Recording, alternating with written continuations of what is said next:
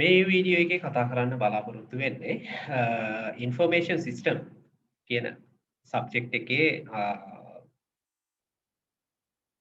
chapter 6 information system acquisition කියන lesson එක.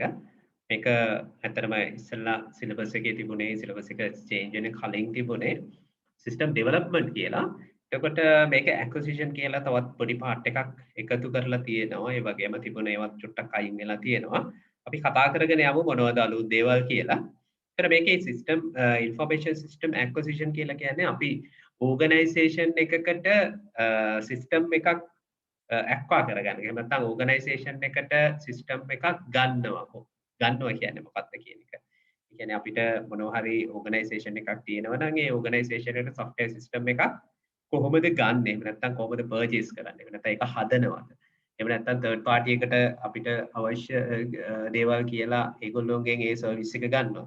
මෙන්න මේ වගේ අපි system එකක් use කරන්නේ කොහොමද organization එකක් ඇතුලේ කියන එක තමයි මේ lesson එක පුරාවට කතා කරන්නේ.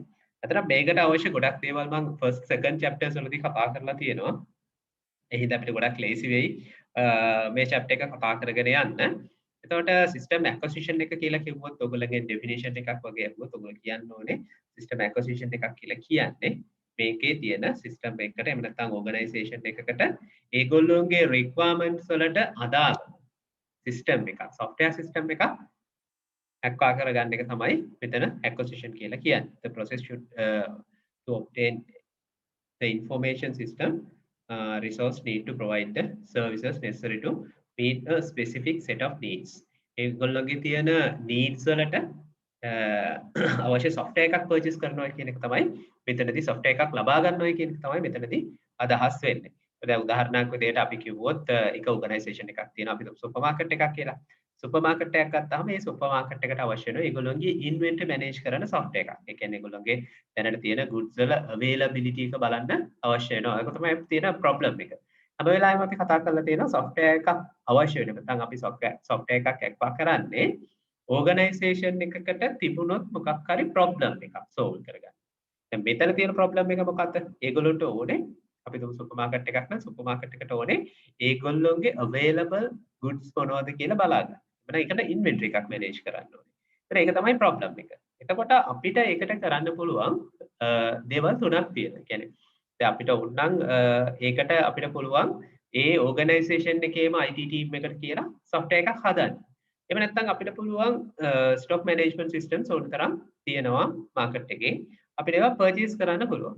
එහෙමත් නැත්නම් අපිට පුළුවන් මෙන්න මේ stock management කියන එක handle කරන්න වෙනම organization එකකට දෙන්න. එතකොට ඔන්න ඔය options තුනකට අපිට යන්න පුළුවන්කම තියෙනවා. ඔන්න ඕක තමයි acquisition process එක කියලා කියන්නේ.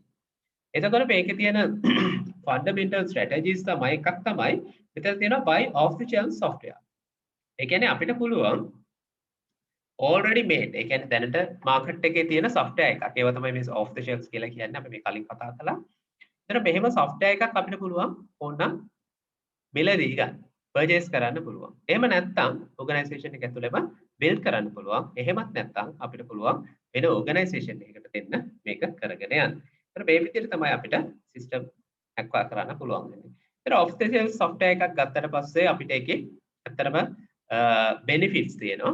ඊට පස්සේ තියෙනවා ඒකේ drawbacks තියෙනවා. දැන් අපි කියනවා සාමාන්‍ය pros and cons කියලා කියන්නේ ඒකට. ඒතර ඒකේ වාසි සහ අවාසි කියන දෙපැත්තම තියෙනවා. ඒතර software එකක් build කරන්න ගියා ඒ වාසි සහ අවාසි දෙපැත්තම තියෙනවා. එතකොට අපි ඒක pros and cons මොනවද කියලා බලන්න ඕනේ. මෙතනදී අතර මේ හැම එකක්ම point wise අපි කතා කරලා තියෙනවා. එහෙනම් මම in depth කතා කරන්න යන්නේ නැහැ. බලන්න strategy එක තියෙනවා. ඊට පස්සේ තියෙනවා pros ඊට පස්සේ තියෙනවා cons. එතකොට pros මෙතන දැන් off the shelf software එකක් ගත්තොත් පළවෙනි කීපයක් කරක් අපි කතා කරමු. Software solution can be acquired and deployed relatively quickly. දැන් අපි ගත්තොත් off the shelf software එකක් ගත්තොත් අපිට ඉතාලම ඉක්මනින් මේක ගන්න පුළුවන්. දැන් උදාහරණයක් විදිහට අපි දැන් decide කරොත් අපේ company එකකට හෙට වෙනකොට මෙන්න මේ වගේ system එකක් දානවායි කියලා අපිට පුළුවන් පෙළපලේ බලන ඒ වෙලාවේ මේක purchase කරගන්න. ඒ වගේම තමයි දැන් අපි ඒකේ අනිත් පැත්ත බලමු. ඒ කියන්නේ අපිට තියෙන disadvantages බලුවොත් මේ මේකේ තියෙන්න පුළුවන් සමහර වෙලාවට එහෙම ගත්තට පස්සේ ඕගනයිසේෂන් එකේ නීඩ්ස් වලට මැච් වෙන්නේ නැති අවස්ථා තියෙන්න පුළුවන්. දැන් උදාහරණයක් විදිහට ගත්තොත් අපි Word කියන ඇප්ලිකේෂන් එක පාවිච්චි කරනවා පර්චේස් කරනවා. හැබැයි ওই Word වල සමහර වෙලාවට ගොඩක් බහුතරයක් තියෙන්නේ අපි පාවිච්චි නොකරන tools. හැබැයි ඒ tools වලටත් එක්ක තමයි අපි එයාට ගෙවලා තියෙන්නේ. එතකොට අපි ඊට පස්සේ දැන් මේ වගේ එකක් ගත්තොත් අපි ඒකේ මේන්ටෙනන්ස් වලට සපෝටිව් සර්විසස් වලට වෙනම අපි ඒක අරේන්ජ් කරගන්න ඕනේ. හැබැයි ඒක ඕගනයිසේෂන් එක ඇතුලේ බිල්ඩ් කරගන්නවා නම් ඒකේ හිම ප්‍රශ්නයක් වෙන්නේ නැහැ. ඕක තමයි cost pros and cons කියලා කියන්නේ. අපි ඇත්තටම මේවා කලින් ලියලත් ඇති උගලට මතක නම් chapter 1 2 වල මේව homeworks විදියට කරලත් ඇති. එතකොට build custom application කියලා කියන්නේ මේක තමයි අර inbuilt software කියලා අපි කතා කරේ. ඒතර ඒකෙත් එහෙමයි pros තියෙනවා cons තියෙනවා. දැන් අපි උදාහරණයක් විදියට මම කතා කරන්නම් නැති එකක්. අපි ගත්තොත් security කියන එක. නේ? එතකොට customer build software එකක් හැදුවොත් ඒක security එක වැඩි පැත්තට අපිට කතා කරන්න පුළුවන් කොහොමද? ඒ software එක black and white කියලාවත් අනිත් organizations එහෙම නැත්නම් competitors ලා දන්නේ නැහැ. ඒ හින්දා අපිට මේ software එකේ benefits තනියම use කරන්න පුළුවන්. හැබැයි අපි බලමු අපි හිතමු ඕක off the shelf වගේ ගත්තයි කියලා. එහෙම වුණොත් අපිට මොකක්ද වෙන්නේ? එහෙම වුණොත් අපිට වෙන්නේ දැන් අපි ගත්ත software එකම අපේ competitor ට ගන්නත් පුළුවන්. ඊට පස්සේ එයා ඒක පාවිච්චි කරලා ඒ benefit එකම ගන්න පුළුවන්. අන්න ඒ වගේ අවස්ථාවල අපිට ඒ වගේ pros and cons දෙකම කතා කරන්න පුළුවන්. එතන software provider කෙනෙක් ගත්තොත්. එතකොට ඒකේ අපිට තියෙන එක දෙයක් තමයි අපිට අවශ්‍ය නැහැ software ඊට පස්සේ ඒකට අදාළ hardware ඒවා purchase කරන්න අවශ්‍ය වෙන්නේ නැහැ. මොකද අපි මේ service එක කෙලින්ම වෙන කෙනෙක්ටයි බාර දෙන්නේ. right? එතකොට ඒකේ pros and cons තියෙනවා. එතකොට මේ ටික කියව ගන්න. එතකොට question එකක් හැදෙන්න පුළුවන්. මෙන්න මේ strategies වල pros and cons එහෙම නැත්නම් advantages and disadvantages කොහොමද වෙන්නේ කියලා.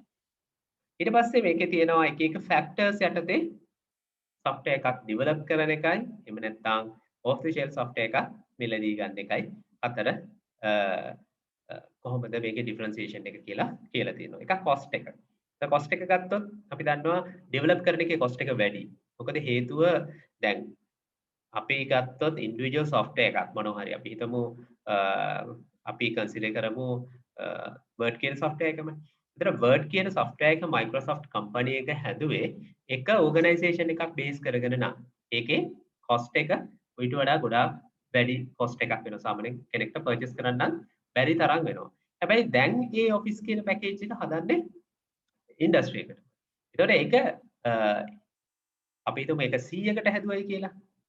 1000කට හැදුවයි කියලා. 1000කට හැදුවා නම් අපි හිතමු මේක ඩොලර් 10000ක් ගියයි කියලා හදන්න. එතකොට එක ඕගනයිසේෂන් එකකට වෙන්නේ ඩොලර් 10 ගානේ. 1000කට හැදුවා. එතකොට එක ඕගනයිසේෂන් එකක් 10 ගානේ ගන්න. අපි හිතමු මොකද 1 මිලියන් වලට යනකොට ඕක තවත් පොඩි කොස්ට් එකක් තමයි වෙන්නේ. හැබැයි අපි ඩෙවලොප් කරනවා නම් එක software එකක් එක ඕගනයිසේෂන් එකකට එතනදී ඒකේ කොස්ට් එක entire කොස්ට් එක අදාළ ඕගනයිසේෂන් එක දරා ගන්න ඕනේ. එතකොට ඒ කොස්ට් එක ගත්තොත් කොස්ට් එක ගොඩක් මේ ඩෙවලොප්මන්ට් එකේ වැඩි වෙනවා. ඊට පස්සේ needs කස්ටමර්ට කොච්චරක් ඕනේද එහෙම නැත්නම් කස්ටමර්ගේ requirements කොච්චරක් fulfill කරනවද කියන එක ඒක ඩෙවලොප් කරන software එකක අපිට අවශ්‍ය කොටස් ටික විතරක් අපිට ඩෙවලොප් කරන්න පුළුවන්. ඒතර off the shelf software එක එහෙම නැහැ. ඒක හැම organization එකකට ගැලපෙන විදිහට තමයි හදන්නේ. ඊට පස්සේ තියෙනවා process improvement, ඊට පස්සේ quality එක, speed එක මේ වගේ දේවල් තියෙනවා. අපිට චුට්ටක් මේක compare කරන්න පුළුවන්. දැන් speed එක ගත්තොත් ඇත්තටම ඩෙවලොප් කරන්න ලොකු කාලයක් යන්න පුළුවන්. අවුරුදු ගාණක් යන්න පුළුවන් සමහර වෙලාවට. හැබැයි අපි off the shelf එකක් ගන්නවා නම් අපිට ඒක දැන් use කරන්න පුළුවන් අරගෙන. එතකොට competitors ලා competition එක ගත්තොත් competitive advantage එකක් ගන්න පුළුවන් ඇත්තටම හොඳ software එකකින්. ඊට පස්සේ මම අර ඉස්සලා කියපු කතාවමයි සාමාන්‍යයෙන් off the shelf use කරනවා නම් අපේ competitor පුළුවන් ඒ software එකම අරගෙන ඒ advantage එකම ගන්න. ඊට පස්සේ මෙතන තියෙනවා activities ටිකක් එකගුල කරන්න write out the complete answer to following question in forum. මේකේ තියෙනවා provide examples for opportunities or problem that likely to trigger the need of an information system project. System project එකක් information system එකක් ඇති වෙන්න. එහෙම නැත්නම් trigger වෙන්න තියෙන්න පුළුවන් මොනවාද problems. නේ? දැන් මේකේ problem එකක් කියලා ගත්තා, opportunity එකක් කියලා ගත්තා දෙකේදීම system එක trigger වෙන්න පුළුවන්. example එකක් විදිහට problem එකක් ගත්තොත් මම අර ඉස්සලා කියපු එක. warehouse එකක මොනවා හරි goods ටිකක් තියෙනවා. ඒකේ in stock දැන් දන්නේ නැහැ කොච්චරද තියෙන්නේ කියලා. ඒකට ඒක problem එකක්. එහෙම නෙවෙයි අපි හිතමු මොකක් හරි කොරෝනා සිටුේෂන් එකක් දැන් ඇවිල්ලා තියෙනවානේ. දැන් ඔක ඔපචුනිටි එකක් වෙන්න පුළුවන් වෙන කම්පැනි එකකට. නේ? හිතන්න නිකන් ඔය මාස්ක් හදන කම්පැනි එකක් වගේ ඒගොල්ලන්ගේ ඩෙවලොප්මන්ට් එක එහෙම නැත්නම් ඒගොල්ලන්ගේ ප්‍රොඩක්ෂන් එක 10 times 20 times වැඩි කරන්න වෙනවා. ඒ වගේ වෙලාවට ඇත්තටම අපි සිස්ටම් එකක් මේගොල්ලන්ට ඔටෝමේෂන් සිස්ටම් එකක් අපි ඒගොල්ලන්ට ඉන්ට්‍රොඩියුස් කරනවා නම් අන්න ඒක එතකොට එතනින් කෙලින්ම අපිට කතා කරන්න පුළුවන් බෙනිෆිට් එකක් විදිහට කතා කරන්න පුළුවන්. ඔපචුනිටි එකක්. ඒක අපිට ආපු ඔපචුනිටි එකක් විදිහට කතා කරන්න පුළුවන්. එතකොට ඔපචුනිටි එකක් හින්දා අපිට ට්‍රිගර් වෙන්න පුළුවන් සිස්ටම් එකක්. එහෙම නැත්නම් ප්‍රොබ්ලම් එකක් හින්දා ට්‍රිගර් වෙන්න පුළුවන්. ඒ වගේ ප්‍රොජෙක්ට් එකක් ගැන ඔයගොල්ලන්ට ලියන්න තියෙන්නේ. චුට්ටක් බලලා මේක කරන්න. ඊට පස්සේ මේකේ තියෙනවා would you expect to see more fund allocation system development or buying existing system and දැන් මේකේ ඔයගොල්ලන්ගෙන් අහනවා ඊට පස්සේ ඔයාට ඕගනයිසේෂන් එකක් තිබ්බොත් ඔයා ඒකට ෆන්ඩ් ඇලොකේට් කරන්නේ සිස්ටම් එකක් ඩෙවලොප් කරන්නද එහෙම නැත්නම් buy ඒ කියන්නේ නැත්නම් පර්චේස් කරන්නද software service provider කෙනෙක්ටද කියන එක ඊට පස්සේ ඒකට ආන්සර් එකක් දෙන්න ඕනේ මොකක්ද කියලා I should expect කියලා දෙන්න ඕනේ මොකක් හරි ආන්සර් එකක් අනිවාර්යයෙන් මේ වගේ එකක් ඔයගොල්ලෝ සාමාන්‍යයෙන් ලියන්න නම් එන්නේ නැහැ ඉන්න ප්‍රශ්නයක් නැහැ හැබැයි එහෙම ලියන්න ආවොත් ඒ කියන්නේ ඊළඟ සෙමිස්ටර් එකදී හරි ඔයගොල්ලෝ ආන්සර් එක එහෙම පටන් ගන්න ඕනේ ඊට පස්සේ ඔයා ඒකට තියෙන reasons provide කරන්න ඕනේ මෙන්න මේ reason එකේ හින්දා මම මේකට කැමතියි කියන එක ඊට පස්සේ තියෙනවා pros and cons by various building applications ඔයගොල්ලන්ට කතා කරන්න කියලා කියනවා එක එක building versus buy pros and cons මොනවද advantages disadvantages තියෙන මේ software එකක් purchase කරන එකයි build කරන එකයි ඊට පස්සේ there are distinguish between proprietary softwares and off-the-shelf software proprietary කියලා කියන්නේ අපිටම කියලා software එකක් හදා ගන්නවා කියන එක. ඒකට ඒකේ අයිතිය අපිට තියෙනවා. ඒක software company එකට වෙන්න පුළුවන්. එහෙම නැත්නම් organization එකකට හදලා දෙනවා නම් ඒක එහෙම දෙන්න පුළුවන්. එහෙම නැත්නම් off the shelves කියන model එකට. ඒ කියන්නේ අපිට use කරන්න license එකක් විතරක් දෙන්න පුළුවන්. ඒතර මෙන්න මේ දෙකේ තියෙන වෙනස්කම් මොනවද කියලා ඔයගොල්ලන්ට ඩිස්කස් කරන්න තියෙන්නේ. එකින් එක අරගෙන චුට්ටක් මේවට ආන්සර්ස් ලියන්න. එහෙම වුණොත් තමයි ඔයගොල්ලන්ට මේක මතක හිටින්නේ. ඊට පස්සේ value information system acquisition. ඒතකොට acquisition එකක් කළොත් system information system එකක තියෙන benefits මොනවද values මොනවද කියලා තමයි මෙතන කියන්නේ. ඒතකොට දැන් මෙතන තියෙන automating කියන එක. ඒ කියන්නේ දැන් අපි මේක ගොඩක් factory automations වලට එහෙම කතා කරන්න පුළුවන්. ඇත්තටම අපි factory එකක් ගත්තොත් ඒ factory එකක automation system එකක් තියෙනවා නම් ඒ කියන්නේ automatically ඒගොල්ලොන්ට අවශ්‍ය materials order කරන්න ඊට පස්සේ goods purchase කරන්න ඊට පස්සේ ඒකේ running process එක මේ හැමදේම computerized කරොත් එහෙම නැත්නම් system එකකට දැම්මොත් automation කියන එක ඇතුළේ අපිට ගොඩක් ලොකු benefit එකක් ගන්න පුළුවන් ඊට පස්සේ informating එකේ තියෙනවා doing things better ඒතර අපි දන්නවා information system එකක් දැම්මට පස්සේ හැමදේම ගොඩක් හොඳින් කරන්න පුළුවන් මොකද ඒක අපි කියනවා සාමාන්‍ය system එකක් ඇතුලේ අපිට අර system එක හරියට information feed කරන්න පුළුවන් නම් අපිට පුළුවන්කම තියෙනවා ඒ information system එක හරහා ගන්න output එක හරියටම ගන්න. ඒ වගේ දෙයක් doing things better වඩා හොඳින් කරන්න පුළුවන්කම තියෙනවා අපිට strategies එකෙන් ඊපස් තියෙනවා doing things smarter නේ ඒක smart විදියට කියන්නේ වෙනම විදිහකට අපිට benefit එක වැඩි වෙන විදියට කරන්න පුළුවන්කම තියෙනවා system use කරොත් දැන් මෙතන නිකන් ඔයගොල්ලන්ට මේ topic එකත් එක්ක පැටලෙනවා වගේ නම් මෙතන චුට්ටක් තියාගන්න මෙතන මේ කතා කරන්නේ අවශ්‍ය නම් මේ topic එක ලියා ගන්න මෙතන මේ කතා කරන්නේ why do you need to apply the systems කියන එක. system එක මොකටද අවශ්‍ය වෙන්නේ organization එකකට කියන එක. මොනවද system එකේ තියෙන values මොනවද කියන එක තමයි මෙතනදී කතා කරන්නේ. ඊට පස්සේ organization process එක ඇතුලේ කොහොමද මොන strategies වලටද support කරන්න පුළුවන් කියලා මේකෙදි කතා කරනවා. එතකොට සාමාන්‍යයෙන් අපි අර ඔයගොල්ලන්ට මතක ඇති 5 forces model එකේම කතා කරා ඉස්සෙල්ලා මුල chapters වල. ඒකට මේ 5 forces models වල මෙන්න මේ strategies තිබුණා. අපි ඒවා කතා කරා. 5 type of organizational strategies කියලා. ඒතකොට මේ strategies වල තියෙන offers තමයි මේ මෙතන තියෙන්නේ කතා කරන්න තියෙන්නේ. එතකොට අපි එතනදී කතා කරා low cost leadership better strategy එක low cost leadership කියලා අපි මෙතන කතා කරේ cost leadership එක overall low cost.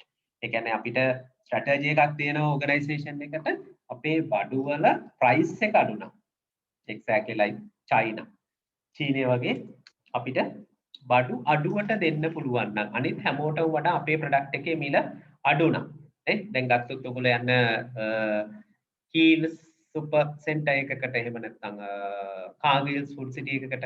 ඒතර කාගිල්ස් ෆුඩ් සිටි එකක තියෙනවා කාගිල්ස් කියලා ප්‍රොඩක්ට්ස් වෙනවා. බලන්න ඒවයි කොස්ට් එක අනිත් ඒවාට වඩා අඩුයි.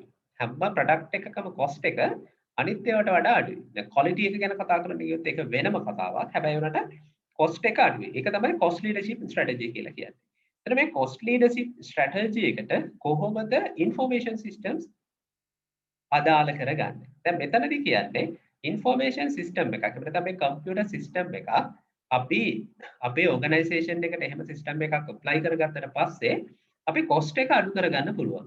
දැන් එක්සැම්පල් එකක් විදියට මිනිස්සු 10 දෙනෙක් කරන වැඩ ටික එක මිනිස්සෙක් through කරගන්න පුළුවන්. දැන් අපි ෆුඩ් සිටි එකම ගමු එක්සැම්පල් එකට. ඒතර ෆුඩ් සිටි එක ඇතුලේ අපි හිතමු ඔය පොස් සිස්ටම් එකේ පොයින්ට් ඔෆ් සේල් අපි ඔය බිල් කරන ප්ලේස් එක ඔය විදියට තිබුණ නැත්තම් ඕඩනරි ෂොප් එකක වගේ බිලක් අතෙන් ලියන්න නම් තිබුණේ. හිතන්න ඔය queue එකට ට්‍රීට් කරන්න කොච්චරක් එම්ප්ලොයිස්ලා දැන් අවශ්‍ය වෙයිද? 10ක් 15ක් අවශ්‍යයි. හැබැයි උනාට ඒ සිස්ටම් එකත් එක්ක එක පර්සන් කෙනෙක් විතරක් හිටියාම ඇති. දැන් ගොඩක් ඒවයි නම් ඔය පර්සන් නැත්තේත් නැහැ. මොකද ඔටෝමැටිකලි බිල් දැන් කැල්කියුලේට් වෙන්න සිස්ටම්ස් හදලා තියෙනවා සුපර් මාකට්ස් වල. එතකොට අන්න ඒ වගේ අපිට පුළුවන් කොස්ට් එක අඩු කරගන්න. ඒ අඩු වෙන කොස්ට් එකෙන් අපිට පුළුවන් ප්‍රොඩක්ෂන් කොස්ට් එක අඩු වෙච්ච ගමන්ම අපිට අපේ ගුඩ් එක සේල් කරන්නත් පුළුවන් අඩු ප්‍රයිස් එකකට. එතකොට ඕක තමයි කොස්ට් ලීඩර්ෂිප් කියලා අපි කතා කරේ.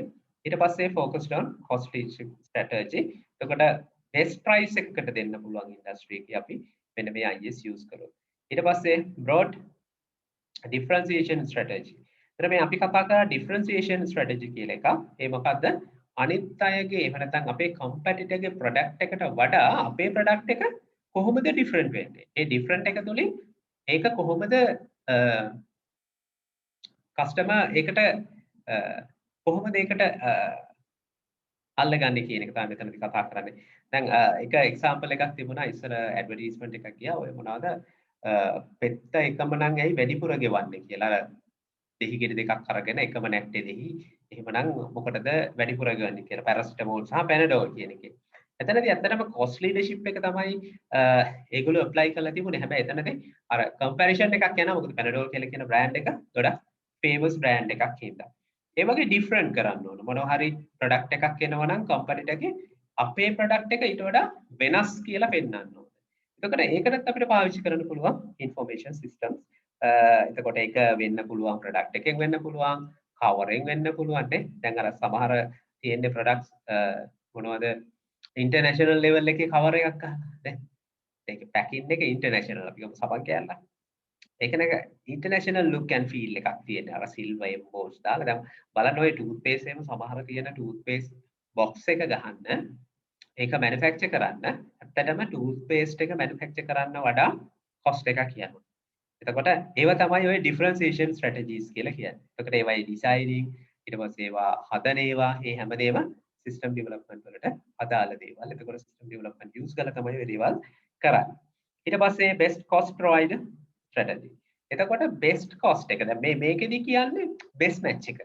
දැන් අපි ගත්තොත් ඒක ලෝ කොස්ට් උත් නෙවෙයි හයි කොස්ට් උත් නෙවෙයි. හැබැයි මේ කොස්ට් එකත් එක්ක ඒගොල්ලෝ ෆෙයා ඉනෆ් ගුඩ් එක ගැන දැන් උදාහරණයක් විදිහට Apple products ගන්නකෝ. Mac products Mac එකක් හරි iPhone එකක් හරි එහෙම ගත්තොත් එකකට ලොකු ගාණක් ගෙවනවා. හැබැයි ඒ Apple phone එකක් හරි පාවිච්චි කරන කෙනෙක් විශ්වාස කරනවා ඒ ගෙවන කොස්ට් එකට හා සමාන බෙනිෆිට් එකක් එයාට ලැබෙනවා කියලා. ඒක දැන් සෝෂියලි වෙන්න පුළුවන්. ඒ කියන්නේ සෝෂල් වැලියු එකක් වෙන්නත් පුළුවන්. ඒ කියන්නේ සමාජයේ පිළිගැනීමක් ඕ එහෙම ඒ වගේ දේවල් මිනිස්සු හිතන දේවල්. එහෙම නැත්නම් ඒ ප්‍රොඩක්ට් එකේ මොකක් හරි ක්වොලිටි එක හොඳ දෙයක් වෙන්න පුළුවන්. එතකොට පෙයා ඉනෆ් වෙන්න ඕනේ මේ ගෙවන ප්‍රයිස් එක කම්පිටිටර් කෙනෙක්ගේ ප්‍රොඩක්ට් එකක් ගන්න නැත්නම් දැන් මොබයිල් ෆෝන්ස් ගැන කතා කරලා iPhone එකක් ලොකු කොස්ට් එකක් දීලා ලොකු ප්‍රයිස් එකක් දීලා අපි ගන්න. හැබැයි ඊට මෙහා තියෙන ෆෝන්ස් තියෙන ඕන තරම් අනිත් බ්‍රෑන්ඩ්ස් වලින්.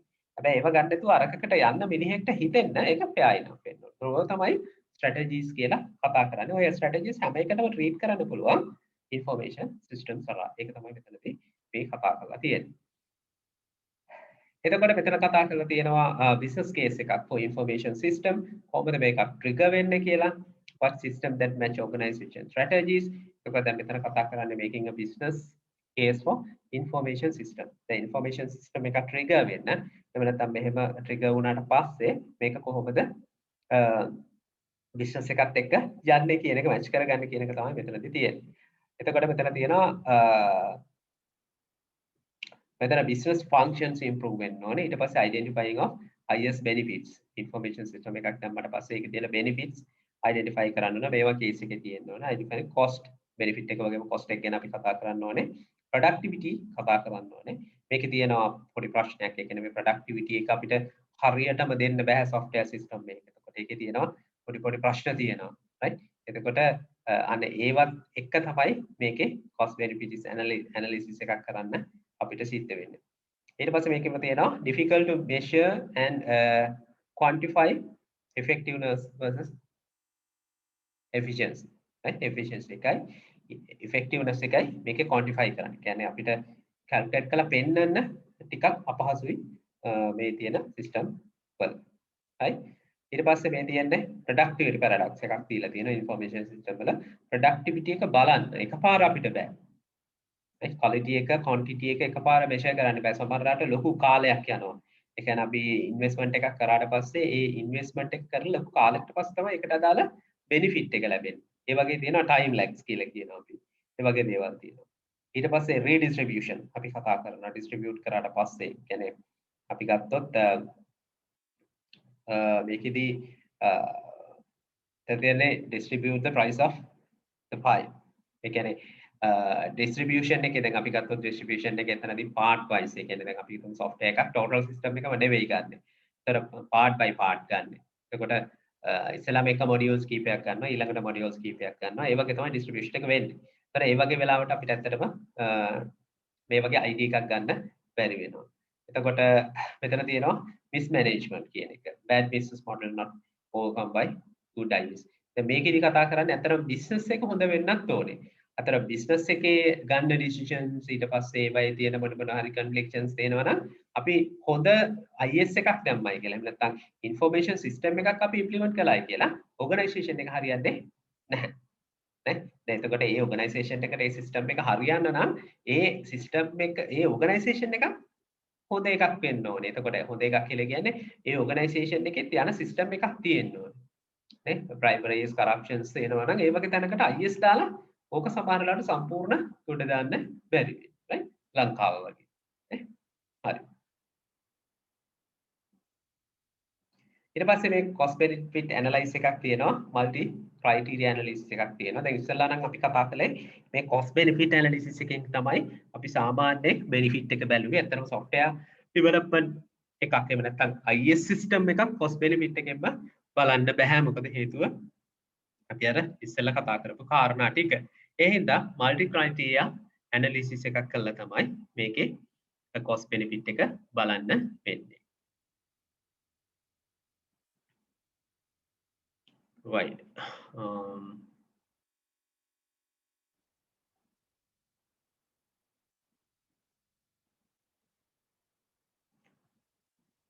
ඊට පස්සේ මෙතන කතා කරලා තියෙනවා cost benefit analysis එක ඊට පස්සේ කොහොමද රේස් වෙන්නේ කියලා දැන් cost benefit analysis එක ගත්තොත් ඒක සාමාන්‍යයෙන් අපි ඉස්සෙල්ලාම බලන්න ඕනේ අපි software එකක් develop කරනකොට අපිට ඒකට කොච්චර cost එකක් යනවද ඒ cost එක ගියාට පස්සේ අපිට ඒ cost එක කොච්චර කාලෙකින්ද cover වෙන්නේ එතකොට අපිට කොහොමද අපේ sale එක වැඩි වෙලාද එහෙම නැත්නම් competitive advantage එකක් අරගෙනද මෙන්න මේ වගේ දේවල් එක තමයි මේ බලලා තියෙන මේ charts දෙකක් ඔයගොල්ලන්ට පේන්න තියෙනවා මේ June July ඊට පස්සේ development of and investment of decision of feasible ඊට පස්සේ තියෙනවා මේ තියෙන්නේ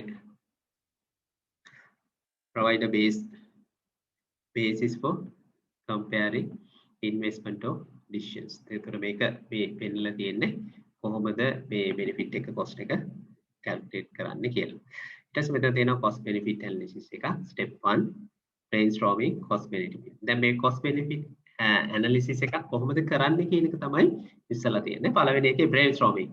brainstorming කියලා කියන්නේ ඇත්තටම මේක analyze කරන කෙනාගේ ඕගනයිසේෂන් එක ඇතුලේ brainstorm එකක් කරලා ගන්න ඕනේ. මේ මොකද කරන්න යන්නේ කියලා. ඊට පස්සේ assign monetary value to cost assign කරන්න ඕනේ. ඊට පස්සේ මේ ඊට පස්සේ තියෙන assign monetary value to benefits වලට assign කරන්න ඕනේ. ඊට පස්සේ තියෙනවා compare cost and benefit. right? එතකොට මේ ටික calculate කරලා පස්සේ අන්තිමට පුළුවන් මේක compare කරලා බලන්න. එතකොට තමයි අපිට දැනගන්න පුළුවන් IS system එකේ කොහොමද benefit එකක් තියනවද කියලා. right? ඊට පස්සේ මේකේ තියෙනවා වැඩි විස්තර දාලා චුට්ටක් මේවා කියව ගන්න.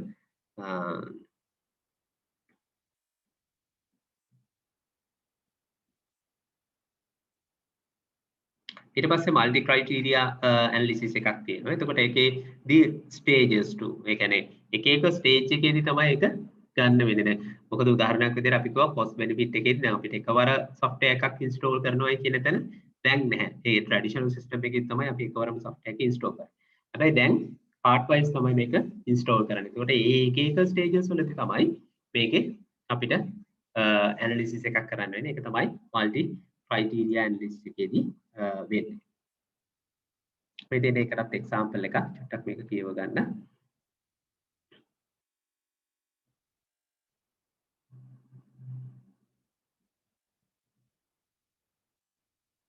ඊට පස්සේ කතා කරලා තියෙන organization එකක innovations ගැන. right? මේක ඇත්තටම කතා කරන්න ලේසි.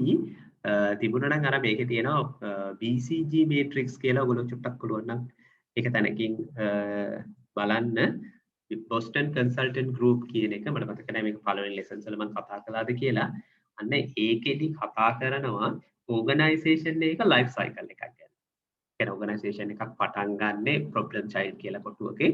ඒ problem child ඊට පස්සේ star කෙනෙක් වෙලා cash cow කෙනෙක් වෙලා job වෙනවා. ඒ කියන්නේ මේ cycle එකේ organization එකක් කියන maximum limit එකක් තියෙනවා. ඒ limit එකේදී අනිවාර්යෙන් ඒගොල්ලෝ innovation එකක් කරනවා. ඒක තමයි මෙතනදී කතා කරන්නේ. ඒ කියන්නේ organization එකක් කාලයක් exist වෙනකොට ඒගොල්ලන්ට ඒ විදිහටම ඉන්න බෑ. ඒ විදිහට හිටියොත් මොකද්ද වෙන්නේ? ඒගොල්ලන්ගේ organization එකට වඩා competitorsලා උඩට ගිහිල්ලා ඒ organization එක වැටෙනවා. එයා ඒ වෙලාවට එයා අනිවාර්යයෙන්ම දෙන්න ඕන මොකක් කර innovation එකක් දැන් උදාහරණයක් විදිහට බලන්න ඔය financial companies banks ඔක්කොම දැන් අරගෙන තියෙනවා මොනවද leasing companies නේ leasing දෙනවා ඒගොල්ලෝ එතකොට දැන් ඉස්සර leasing වලට වෙනම companies හිටියා දැන් ඒවලට bank වලින්ම leasing issue කරනවා එතකොට ඒවා ඇවිල්ලා innovations අලුත් දේවල් ඒක තමයි මෙතනදී මේ කතා කරන්නේ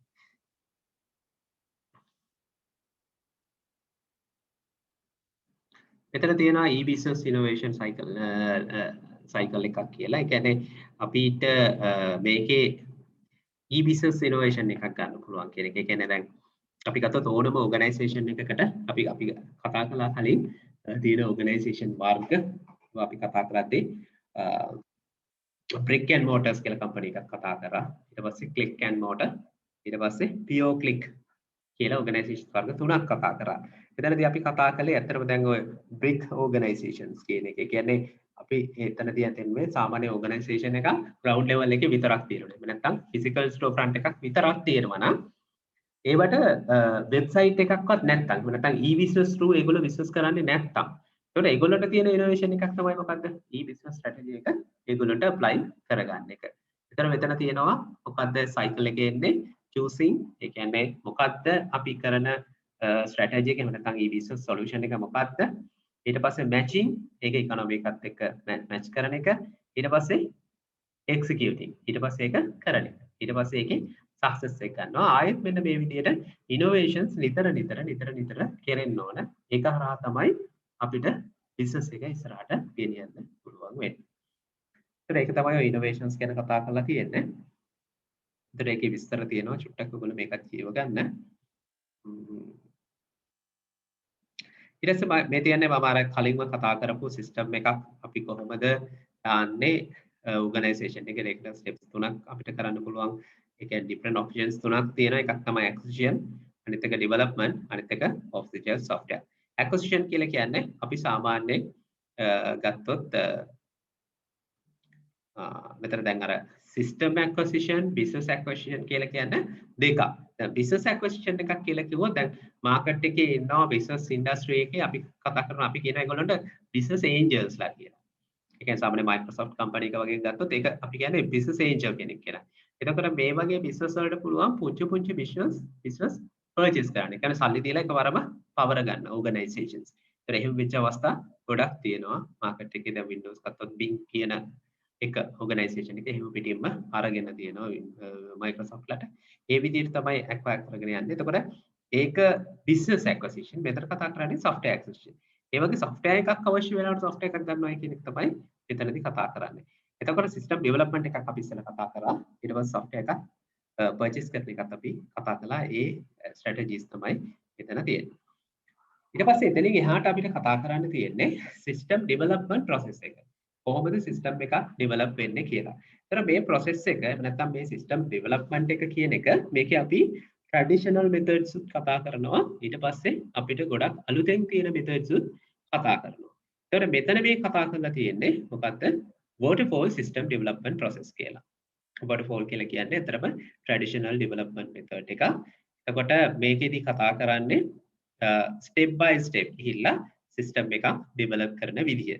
දැන් example එකක් විදිහට මේක තමයි ගොඩක්ම කියන්නේ දැනට අපි outdated කියලා කතා කරන development model එක ගොඩක්ම පරණ model එක. එතකොට මේ system එක ඒවා හදන්න එක methods තියෙනවා. process තියෙනවා, steps තියෙනවා. ඒ වගේ හැදිච්ච ඒවා තමයි අපි කියන්නේ software development process එකක්. එහෙම නැත්නම් methodology එකක් කියලා. එතකොට මේ එක ඒ වගේ තියෙන traditional methodology එක waterfall system. මෙතනදී කරන්නේ team එකක් ඇවිල්ලා අදාළ software එක investigate කරලා ඒගොල්ලෝ ඒකට design එකක් කරලා ඒක build කරලා ඊට පස්සේ customer ට ගෙනල්ලා දෙන එකක් තමයි මෙතනදී වෙන්නේ. මෙතනදී පළවෙනි stage එක සහ අන්තිම stage එකේ තමයි customer මේකට involve වෙන්නේ. බලන්න ඒකේ steps ටික තියෙනවා. steps ටික මතක තියාගන්න. අතරම මේ waterfall එක iterative waterfall කියලා එකක් තමයි කතා කරන්නේ. මේකට tradition එකක් තිබ්බා. ඒකෙදි මේ reverse option එකක් තිබුණේ නැහැ. මෙතනදී ඒකේ reverse option එකක් තියෙනවා. බලන්න ඉස්සෙල්ලාම investigation එකක් කරනවා. ඒ කියන්නේ problem එකක් arise වුණාට පස්සේ ඒගොල්ලෝ ඇවිල්ලා බලනවා මොකද්ද වෙලා තියෙන්නේ. හරියටම ඒ problem එක analyze කරගන්න පුළුවන්. ඊට පස්සේ ඒ investigate කරපු ටික data analysis part එකට එනවා. data analyze කරනවා, system analyze කරනවා.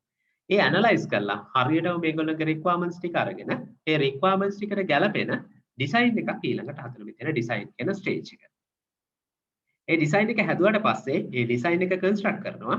ඒ construct කරාට පස්සේ integrate කරනවා. integrate කරලා test කරනවා. ඊට පස්සේ මේක implement කරනවා. ඔය විදිහට තමයි යන්නේ. ඒ implement කරාට පස්සේ ආපහු investigation එකක් තවත් එකකට එනවා. එතකොට ඒක තමයි cycle එකක් විදිහට අපි මේක යනවායි කියලා කියන්නේ.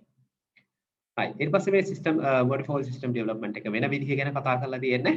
අපි ඔය කතා කරපු investigation එකේදී මොකක්ද කරන්නේ? main problem එක identify කරන එක මෙතෙන්නේ modify business information system right whose purpose is to gain a clear understanding of the specific of problem to solve or opportunity to address.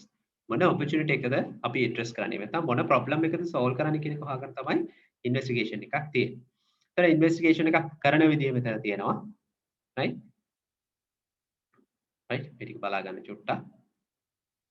right මේකේ develop budget එක schedule එක ඒවා ගැන කතා කරනවා. performing investigation, preliminary feasibility analysis. කියන්නේ feasibility එක බලනවා analysis එකක් මෙතනදී වෙන්නේ. right ඊට පස්සේ system analysis කියලා කියන්නේ එතකොට අපි මේ problem ටික අරගෙන අපි analyze කරලා බලනවා කොහොමද මේ system එක කරන්න ඕනේ කියලා. ඒකේ best එක මොකක්ද best solution එක මොකක්ද කියන එක analyze කරලා. මේ මෙතන තියෙන identify and recruit team leader and team members. දැන් මෙතන step in system analysis phase. දැන් මේකේ team members ලා එහෙම නැත්නම් recruit කරනවා මෙන්න මේක analyze කරන්න. ඊට පස්සේ budget එකක් develop කරනවා. ඊට පස්සේ ඒක study කරනවා. existing system එක දැනට තියෙන. ඊට පස්සේ prioritize කරනවා අපේ requirements ටික මොනවද ඉස්සෙල්ලාම ඕනේ. ඊට පස්සේ මොනවද ඕනේ කියලා. ඊට පස්සේ අපි බලනවා evaluate කරලා alternative solutions මොනවද තියෙනවද කියලා මේ system එක develop කරන්න. right ඊට පස්සේ feasibility එක බලනවා. feasibility එකේ අපි කතා කරනවා ඉස්සරහට මේකේ තියෙන economical feasibility, technical feasibility කියලා ඒ වගේ feasibility එක අපි study කරනවා. ඊට පස්සේ අපි කතා කරනවා draft එකක් කියන්නේ system analysis report එකක් හදනවා. ඒ report එකෙන් පස්සේ තමයි අපි ඊළඟ stage එකට යන්නේ. තර සිස්ටම් ඇනලිසිස් එක කරාට පස්සේ අපිට ඊළඟට සිස්ටම් එක ඩිසයින් කරන්න පුළුවන්. ඒ ඇනලිසිස් එකට අදාළ අපි සිස්ටම් එකක් ඩිසයින් කරනවා. එතනදී හાર્ඩ්වෙයාර්, සොෆ්ට්වෙයාර්, ඩේටාබේස්, ටෙලිකමියුනිකේෂන්, ඊට පස්සේ පර්සනල්, ප්‍රොසීඩියර්ස් මේ හැමදේම අපි ඩිසයින් කරනවා. එතන මේ වල ඩිසයින් ටූල්ස් තියෙනවා. අපි මම හිතන්නේ දැන් සෙකන්ඩ් සෙමස්ටර් එකේ නම් කතා කරලා ER ඩයග්‍රෑම්ස් එහෙම මේ වගේ ඩිසයින් ටූල්ස් තියෙනවා. ඊට පස්සේ data flow diagrams, ඒ වගේ content diagrams මේ වගේ දේවල් තමයි ටූල්ස් මේ ඩිසයිනින් ටූල්ස් විදිහට ගන්න තියෙන. එතන මේ ඩිසයින් එකෙන් පස්සේ අපි කරන්නේ මේ අදාළ ඩිසයින් එක ඩෙවලොප් කරන්න පටන් ගන්නවා මොනවා හරි ටූල් එකක් පාවිච්චි කරන එකට. ඒ කියන්නේ software එකක් Java හරි ඊට පස්සේ ඔය software development තියෙන tools තියෙනවනේ. ඒ දේවල් C# වෙන්න පුළුවන්, වෙන මොකක් හරි database එක වෙන්න පුළුවන්, PHP වෙන්න පුළුවන්. මේ වගේ මොනවා හරි language එකක් පාවිච්චි කරලා අපි මේ system එක develop කරනවා. ඒතර development එකේ life cycles එක විදිහට තියෙනවා. ඊට පස්සේ මේකේ තියෙනවා codes, software components, create and load data, test performing unit test මේ වගේ දේවල් system development එක ඇතුලේ කරනවා. ඒතර system එක develop කරලා ඉවර වුණාට පස්සේ අපි එනවා test කරන්න system එක. දැන් හරියට වැඩ කරනවද කියන එක test කරන්න ඕනේ. මෙතනදී testing types 4ක් ගැන කතා කරලා තියෙනවා. එකක් තමයි integration testing කියන එක. මොකද මේ integration testing කියලා කියන්නේ? මේ integration testing එකක් කියලා කියන්නේ අපි software හදන්නේ ඇත්තටම modules විදිහට. එතන modules කීපයක් එකක් දෙකක් ඊට පස්සේ කීපයක් එකතු කරාට පස්සේ ඒවා හරියට වැඩ කරනවද කියලා බලන එක තමයි integration testing එකේ වෙන්නේ. ඊට පස්සේ මේ ඔක්කොම ටික ඉන්ටිග්‍රේට් කරාට පස්සේ සිස්ටම් එකම සම්පූර්ණ වැඩ කරනවද කියලා බලන්නේ සිස්ටම් ටෙස්ටිං එකේ. ඊට පස්සේ වොලියම් ටෙස්ටිං එකක් තියෙනවා. ඒ කියන්නේ මේ සිස්ටම් එකේ වොලියම් එක ටෙස්ට් කරන්න ඕනේ. අපිට සිස්ටම් එක වැඩ කරන්න පුළුවන්ද කියන එක. ඊට පස්සේ මේ ටෙස්ටිං ඉවර වුණාට පස්සේ අපිට පුළුවන් යූසර්ත් එක්ක ටෙස්ට් කරන්න යූසර් බලාපොරොත්තු වෙච්ච ක්‍රයිටීරියාස් මේක ඇතුලේ තියෙනවද රික්වයර්මන්ට්ස් එයාගේ තියෙනවද කියලා. එතකොට එහෙම තියෙනවා නම් එයා ඒක ඇක්සෙප්ට් කරනවා. එහෙම නැත්නම් එයා ඒක රිජෙක්ට් කරනවා. එතකොට ওই විදිහට තමයි ටෙස්ටිං ස්ටේජ් එක යන්නේ. මේක ඇක්සෙප්ට් කරොත් මොකද්ද වෙන්නේ? ඊට පස්සේ අපි සිස්ටම් එක මේ තියෙන යුනිට් ටෙස්ට් කොහොමද වෙන්නේ? රයිට්? ඒ ටික තියෙන චුට්ටක් බලා ගන්න. වොලියම් ටෙස්ට් එක කොහොමද වෙන්නේ? ඒ කරන විදිහ තියෙනවා. purpose එක purpose of the test, what is tested, මොනවද ටෙස්ට් කරන්නේ? ඊට පස්සේ කවුද ඒක කරන්නේ? රයිට්? ඒ ටික බලා ගන්න. ඊට පස්සේ ඒක ඉම්ප්ලිමන්ට් කරන්න පුළුවන්. ඊට පස්සේ ඉම්ප්ලිමන්ට් කරද්දී මෙන්න මේ දේවල් ටික ගැන අපි බලන්න ඕනේ. පළවෙනි තමයි user preparation එක. කියන්නේ user ගේ site එකේ කොහොමද අපි prepare කරගන්න ඕනේ මොන වගේ දේවල්ද.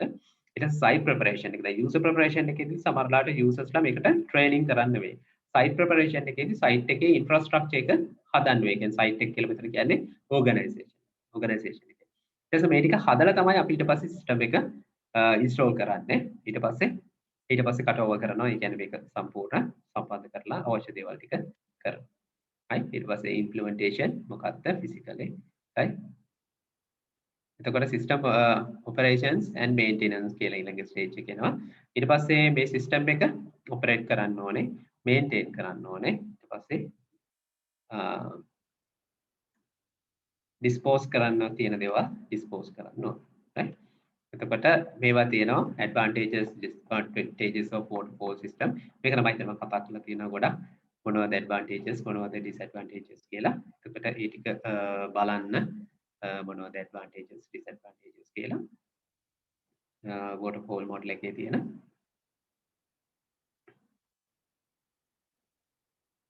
ඊට පස්සේ අපිට ආයෙත් activity එකක් තියෙනවා.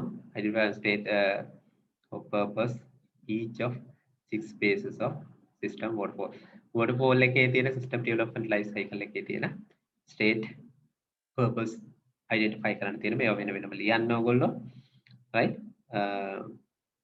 analysis phase එක ගැන අහලා තියෙන මේ activities ටික කරන්න. එතකොට ඔයගොල්ලන්ට නැවත අර note එක බලන්න පුළුවන්. චුට්ටක් හිතන්න බලන්න ප්‍රශ්න තියෙනවා නම් comment කරන්න. නැත්නම් මට message එකක් දාන්න. නැවත ඒ තැන් මම අනිවාර්යයෙන්ම discuss කරන්න.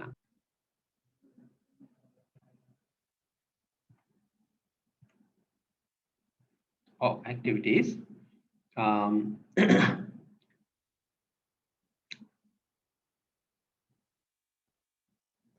ඊට පස්සේ activities ටික කළාට පස්සේ අපිට තියෙනවා තවත් සිස්ටම් ඩෙවලොප්මන්ට් මෙතඩ්ස් ටිකක්.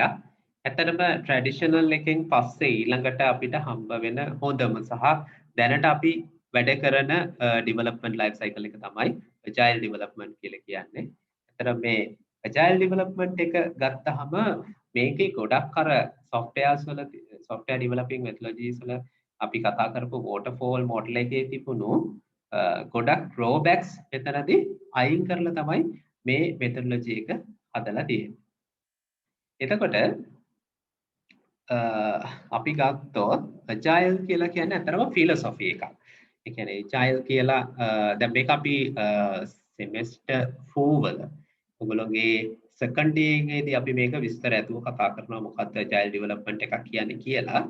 එතකොට මේකේ තියෙන rules and regulations එහෙම නැත්නම් rules and best practices set එකක් තමයි agile development එකක් කියලා කියන්නේ. ඒක ඇතුලේ තියෙන දේවල් තමයි මේ extreme programming කියලා කියන්නේ, scrum කියලා තියෙන්නේ එහෙම එකක්. right? එතකොට ඒ වගේ development methodology එකක් තමයි agile කියලා කියන්නේ. එතකොට agile development එකේ තියෙන scrum ගැන ගත්තොත් මෙන්න මේ scrum එකේ මේ විදිහට තමයි software එකක් develop වෙන්නේ. දැන් මෙතනදී alternatively කතා කළොත් හොඳයි අපි waterfall model එකයි agile එකයි ගැන. දැන් waterfall එකේ තියෙන drawbacks ගත්තොත් ඒකේ තියෙන අපිට තියෙන අවාසි තමයි මොනවද organization එක මේකේ failure rate එක ගොඩක් වැඩි waterfall එකේ.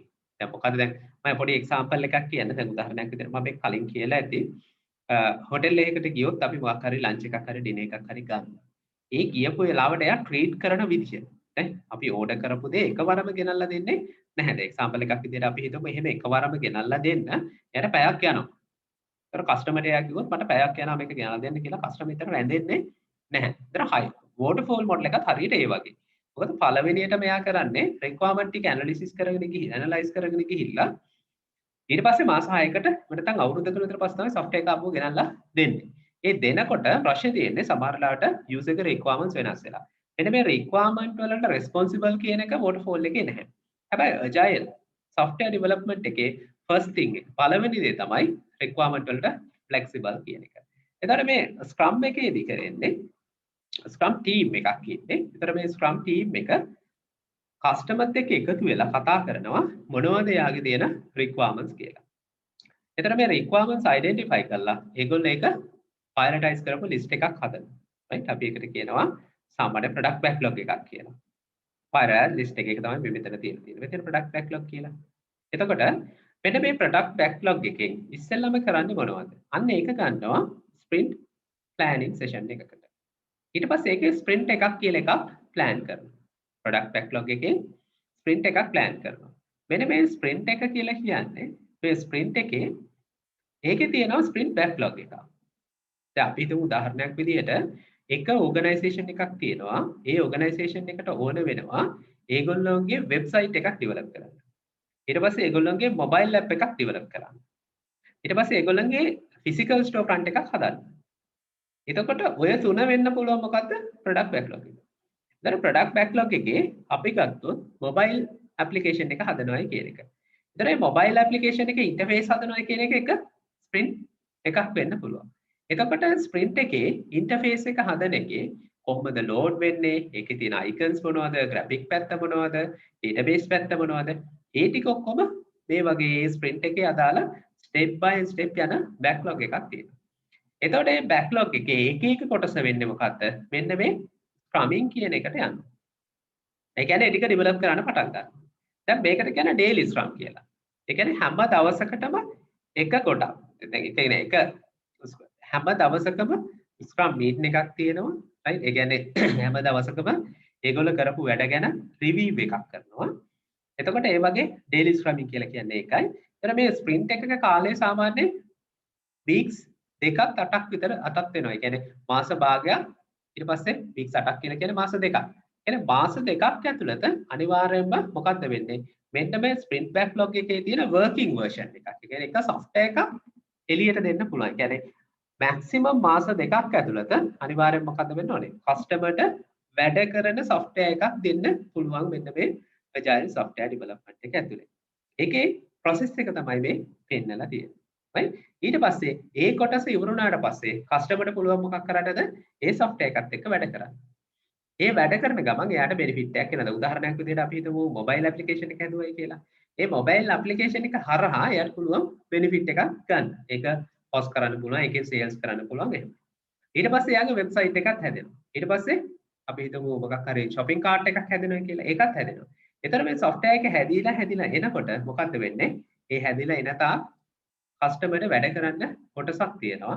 ඒ වැඩ කරන්න කොටසක් තියෙනවා කියලා කියන්නේ software developer ගේ පැත්තෙන් ගත්තොත් එයා එයාගේ software එකේ භාගයක් ඒ වෙනකොටම sale කරලා ඉවරයි. ඒ හින්දා මේක waterfall වලට වඩා ගොඩක් මේ development life cycle එක එහෙම නැත්නම් මේ process එක ගොඩක් අලුත් සහ මේක ගොඩක් failure rate එක ගොඩක් අඩු software development methodology එකක්. ඒතර මේකේ disadvantages advantages දාලා තියෙනවා. ඊට පස්සේ software development එකේ approach එක agile එක කොහොමද waterfall කොහොමද මේකේ වෙන වෙනම දාලා තියෙනවා. එතකොට මේ comparison එක නම් ඉතාම වැදගත්. මොකද මේකෙන් තමයි ඔයගොල්ලෝගේ questions ඇහෙනවා නම් එන්නේ. ඊට පස්සේ activities ටිකක් තියෙනවා. මේ ටිකත් බලලා කරන්න.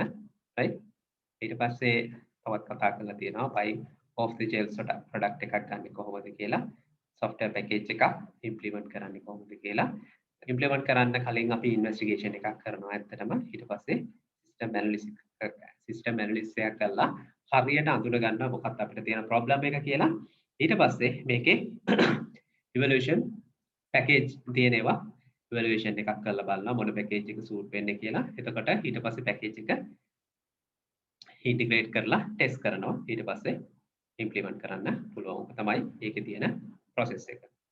ඊට පස්සේ මේකේ තියෙන package evaluation phases ඒ කියන්නේ identify potential solutions ඒක software identify කරනවා. ඊට පස්සේ මෙතන consider කරනවා මොනවද research කරලා ඒ වගේ අපිට ගොඩක් දේවල් කරන්න පුළුවන්. financial evaluation එකක් කරන්න පුළුවන්. කොච්චර cost එකක් යනවද කියලා ඊට පස්සේ ඒක select කරන්න පුළුවන්. finalize contract කරන්න පුළුවන්. ඒ කියන්නේ contract එක finalize කරන්න පුළුවන්.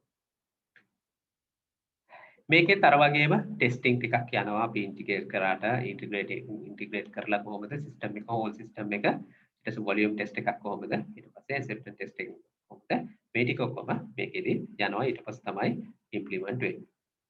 ඊට පස්සේ තියෙනවා sourcing methods තියෙනවා. in-sourcing තියෙනවා. outsourcing and offshoring කියලා තියෙන්නේ. ඊට පස්සේ co-sourcing තියෙනවා. right ඒ කියන්නේ මේකේ source code එක දැන් අපි ගත්තොත්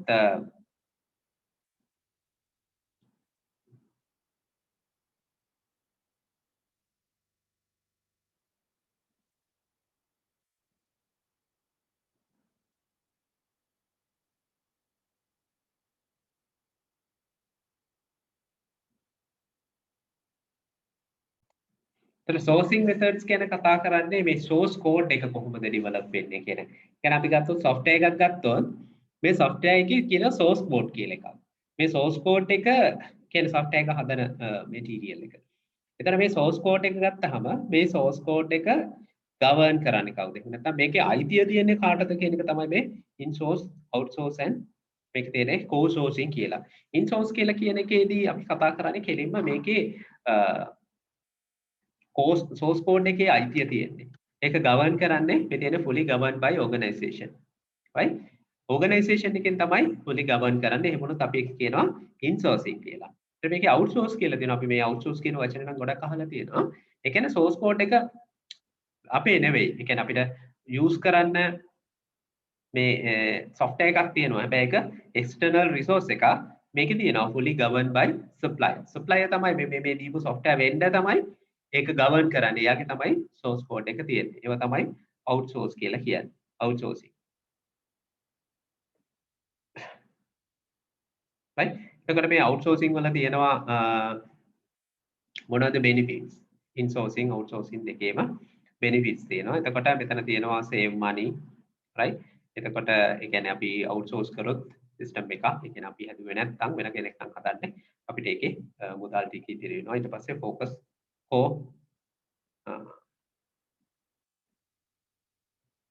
competencies ඒ කියන්නේ දැන් අපිට ගත්තොත් competency එකක් තියෙනවා මේකේ ඇත්තටම ගත්තාම ඒක focus කරන එක ගැන මෙතන කතා කරන්නේ. ඊට පස්සේ achieve flexible staffing levels ඊට පස්සේ මේක outsource කරාට පස්සේ ඊට පස්සේ දැන් flexible staffing levels කියලා කියන්නේ. ඒතරම දැන් අපිට මේක outsource කරන්න වෙන්නේ සාමාන්‍යයෙන් මෙන්න මේ වගේ අපිට මේ අපේ ඉන්න staff එකත් එක්ක මේක කරගන්න බැරි වෙන අවස්ථාවක්. gain access to global resource අපිට global resources access කරන්න අවශ්‍ය වුණොත් අපි ඒක outsource කරනවා. decrease time to market. එතකොට අපිට මේකේ අතරම අපි ඒක හදන්න ගියොත් insource හදන්න ගියොත් ඒක time එකත් එක්ක ප්‍රශ්නයක් වෙනවා නම් අපි ඒ වගේ තැන්වලදී මෙතන ගහනවා. එතන මෙන්න තියෙනවා 10 reasons to company outsourcing. ඊට පස්සේ factory in vendor selection මේ වගේ තියෙනවා top 10 factories තියෙනවා. ඊට පස්සේ top 10 IT areas තියෙනවා. මේවා ටිකක් බලලා තියාගන්න ඕගොල්ලන්ගේ examples වලට. ඊට පස්සේ offshoring තියෙනවා. එතකොට insource outsource කියන දෙකටම එහා ගේම් එකක් තමයි මෙතනදී කතා කරන්නේ.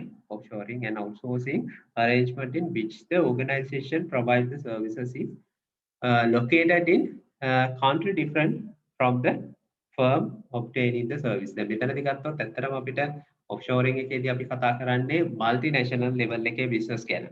ඒතකොට ඒ වගේ country different එකක් තියෙනවා නම් අපි එතනදී outsource කරන්න ඕන මෙන්න මේ විදිහට. ඒක තමයි මෙතනදී explain කරලා තියෙන්නේ. ඒතර co-sourcing කියලා කතා කරන්නේ මෙතන කතා කරන්නේ co-sourcing combine the advantage of outsourcing and insourcing as it provide access to external expertise without having to completely give up internal control over the process. දැන් අපි දන්නවා outsource කරොත් ඒකේ drawbacks තියෙනවා, insource කරොත් ඒකේ drawbacks තියෙනවා. හැබැයි මෙතනදී කතා කරන්නේ මේ දෙකම combine කරලා කොහොමද හොඳ stage එකකට එන්නේ කියලා. ඒක තමයි මෙතනදී මේ කතා කරලා තියෙන්නේ. එතකොට ඔය sourcing levels ටිකත් එක්ක මේ lesson එක ඉවර වෙනවා. එතන මේකේ තියෙන්නේ activities ටිකක් කරන්න. මේ activities ටික කරලා පුළුවන් නම් group එකේ මට එවන්න. මම ඒක බලලා ඔයගොල්ලන්ට නැවත දාන්නම්. එතන මේ වීඩියෝ එක මෙතනින් නතර කරනවා. chapter 6 අපේ මෙතනින් ඉවරයි. මම හිතන්නේ එහෙම වුණොත් IS වල level lessons ඔක්කොම ඔයගොල්ලන්ට ඉවර වෙනවා. right එහෙමනම් මේ වීඩියෝ එක බලලා මොනවද ප්‍රශ්න තියෙනවා නම් comment කරන්න, chat කරන්න. ඒවා